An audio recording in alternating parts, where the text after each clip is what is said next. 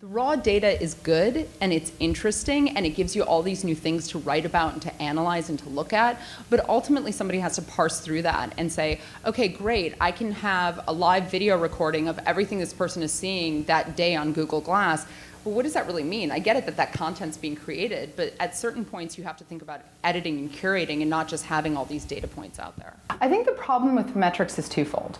One is that not enough people are collecting them. As much as everyone likes to talk about metrics, not enough people are actually looking at their metrics or specifically identifying which metrics they are supposed to be looking at. So they're not identifying KPIs. I mean, everybody likes to talk about big data, but simply having a fire hose of data aimed at you doesn't mean you know what's relevant and can make sense of that data. So I think part of the problem is the collection of the data and understanding that data.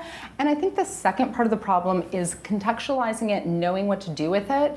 Because again, and I spoke of this a little bit earlier on the panel, which is attribution. Everyone wants to talk about metrics because they want to talk about attribution.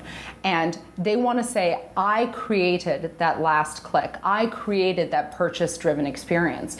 But ultimately, it wasn't just one touch point. People have to stop thinking about metrics in last touch point context and start thinking about metrics as painting a broader picture of consumer purchase behavior.